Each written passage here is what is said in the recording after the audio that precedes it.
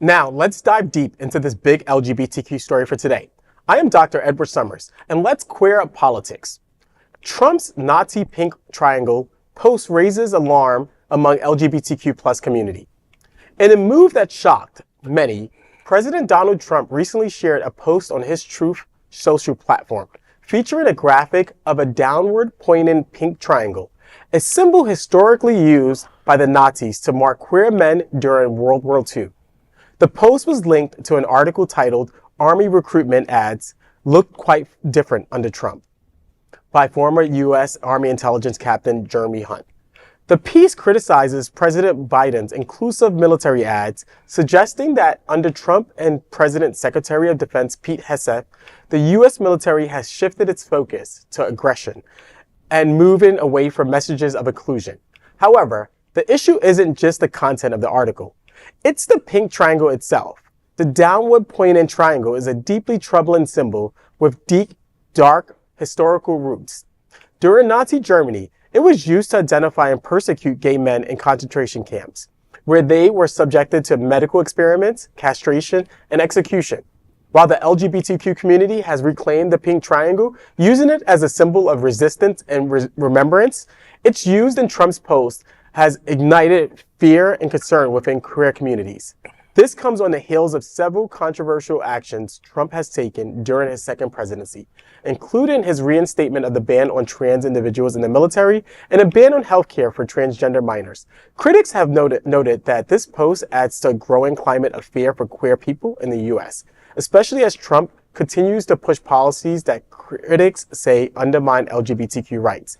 This latest incident comes just months after tech mogul Elon Musk, a major Trump donor, faced backlash for what many considered a Nazi salute at a Trump rally.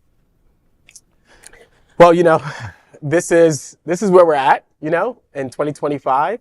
We have an administration that is clearly one that is just, reversing all the progress that we made as a nation.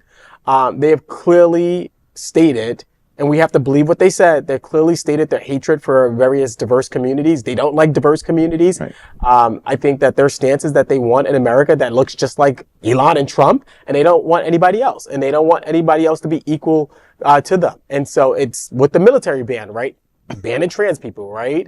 And it's with the children, the gender affirming care, right? Disbanding that when less than 0.1% of young people are seeking gender affirming care, right? So anything that that shows America that they hate the other, they're willing to do. And this is just a latest example of it. Well, and also a couple of things to point out. One, armed forces recruitment ads tend to have a cycle. When Biden was president, the economy was good. There's plenty of job growth. Unemployment is a historical low. And that's when usually armed forces recruitment ads tend to be more fluffy and more like, try, our cool tech, we are a really good place to work with diverse people. Yeah. But, with the Trump recession coming, or Trump session, if you will, now that, we fired millions and millions of people, when U.S. is going into recession, the armed forces tend to be more popular as a recruitment, and therefore they tend to show more reality of how army life is versus the armed forces fantasy, right? Sure. So this is not news. They are just leveraging it. And second, using the pink triangle, and of course it's Washington Times. It is one of the most arch-conservative press in the country. They're owned by a reunification church, a radically anti-LGBTQ church based in South Korea, no less. And the thing is, the pink triangle, of course they'll use it. They don't care about the history. They want people to be scared. Right. I'm not scared. I'm angry. Right. And anything to divide the country, they're using. Yeah. It's all about division, right? Dividing us so that we are a country in Elon Musk's vision. I argue that Elon Musk really hates America. I don't think people realize that. He hates us by dismantling our government, right? Our administrative state. He's showing that he really hates us. He doesn't like us.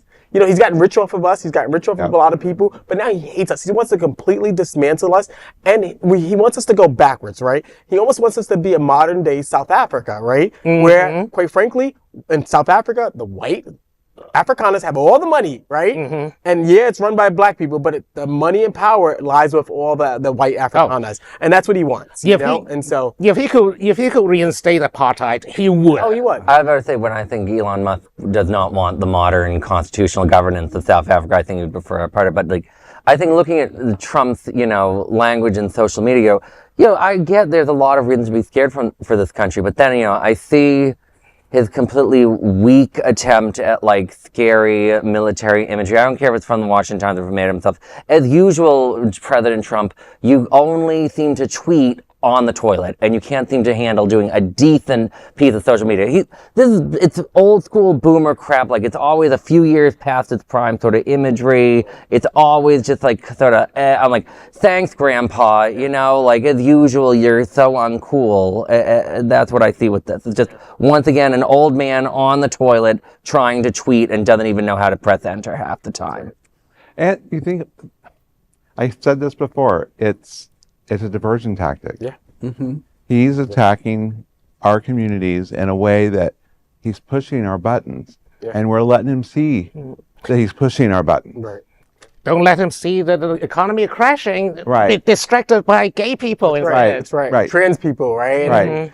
Banning them from the military, right? Right. Yeah, absolutely. It is Or book burning, or all this stuff that Republicans. Because what's going to happen is we're all of a sudden going to see what he was doing behind the scenes, because we were so focused on the attack or the imagery that he's using that there's something else going on. Well, the smoke and mirrors, Right. I know that's been brought up before. Yep. No, it's big smoke and mirrors, and to the point that Bobby's making too is that he's trying to distract away from what's happening with the economy, right? The fact that the reality is I know a lot of people thought our government was bloated, but anytime you have massive layoffs, you're leading into a recession. You're going to go into a recession because guess what? The externalities associated with layoffs, right, is that all of a sudden you have all of these people, thousands and thousands of people unemployed, looking for jobs, and there might be a disconnect between the available jobs and these people's experiences and qualifications, right? So they might not even qualify for the jobs that are already out there, right? And then what we go into is, right, people are underemployed, right? You have people who are making a lot of money, who are highly qualified,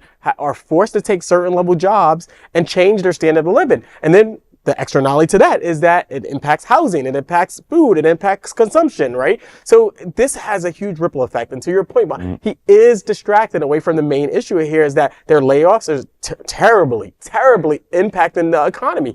We've seen the stock market, right, go down. We've seen Elon's shares go down, right? This is all has an impact, but this is a way to get the conservative base riled up, right, to talk about gay issues, right, and trans issues in particular. The economic issues are completely man-made, as the term Trump session. I wonder who mentioned that word to you. But seriously for a second. It's the tariff that's even more serious because it is completely arbitrary. He just kind of say 25% on this. The jobs do matter. It's not just federal jobs. Remember, he's cutting federal jobs left and right. He's curtailing government funding of higher education, which is a huge job creator. You're going to see higher ed mass layoffs. And he's trying to investigate nonprofits to try and force them to be unable to exist. So you have all these different major, completely unconnected employment centers collapsing all at once. That is going to lead to a huge ripple effect in the economy. Well, to your point, I stay up on reading higher education literature. Higher ed has laid off a lot of people, right? You have the major institutions like Penn and Michigan, who aren't getting any NIH funding and all these NSF funding, all these federal grants that have made a significant difference in our lives, right? Because they don't have access to these funds anymore, they're forced to lay off lots of their staff. There's hiring freezes. So that, again, this externalities, right, associated with these layoffs and the funding freezes are the taking back of funding literally has impacted every sector. Yeah. It's going to continue to impact every sector. And don't look at the stock market. I looked at my stocks. I'm like, oh, thanks, Donald. I've lost hundreds of dollars already. Goodness. Yeah.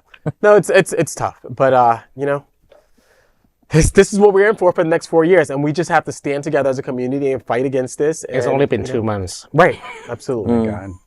Well, that is a big LGBTQ story for today. There's no other queer nonprofit media platform like this in the entire world. Support our LGBT